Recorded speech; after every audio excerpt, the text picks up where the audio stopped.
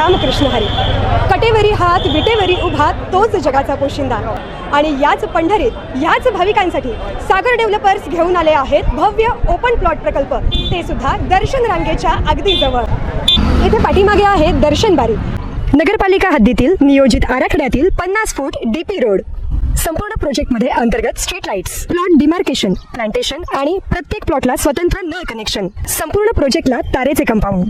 ज्येष्ठ नागरिकांना बसण्यासाठी बेंचेस. चला तर मग आत्ताच बुक करा मठासाठी किंवा आपल्या हक्काच्या घरासाठी आपल्या हक्काचा प्लॉट, तेही अगदी माफक दरात.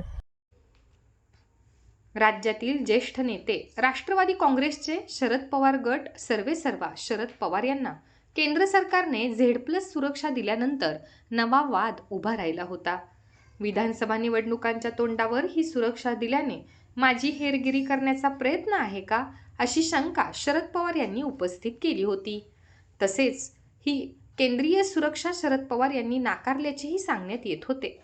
अशातच या प्रकरणी आता सर्वात महत्त्वाची अपडेट समोर आली असून अतिरिक्त सुरक्षा घेण्यापूर्वी शरद पवार यांनी केंद्र सरकार समोर काही अटी ठेवल्या असून त्या मान्य झाल्यानंतरच ही सुरक्षा घेणार असल्याचे स्पष्ट करण्यात आले आहे. याबाबत सविस्तर माहिती अशी की राष्ट्रवादीचे अध्यक्ष शरद पवार यांना देण्यात येणाऱ्या केंद्रीय सुरक्षेसंदर्भात सर्वात महत्त्वाची अपडेट समोर आली आहे. शरद पवार यांनी ही सुरक्षा घेण्याआधी केंद्र सरकारपुढे काही अटी ठेवल्या आहेत. नुकतीच शरद पवारांच्या प्रतिनिधींची केंद्राच्या अधिकाऱ्यांसोबत दिल्लीत बैठक झाली.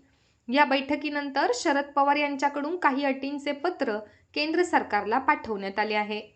त्या मान्य झाल्यानंतरच सुरक्षा घेण्यात येईल अशी भूमिका शरद पवार यांनी घेतली आहे.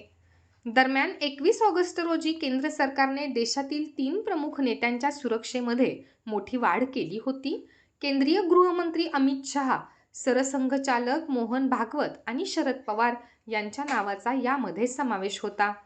शरद पवार यांना केंद्राने झेड+ सुरक्षा देण्याचा निर्णय घेतला होता, ज्यामध्ये 55 सशस्त्र CRPF जवानांची तुकडी त्यांच्या सुरक्षिततेसाठी तैनात असेल. विधानसभेच्या तयारीसाठी शरद पवार महाराष्ट्रात फिरणार आहेत. त्याच दृष्टीने ही सुरक्षा दिल्याचे सांगण्यात येत होते. मात्र शरद पवारांनी यावरून शंका उपस्थित करत सुरक्षा नाकारली होती.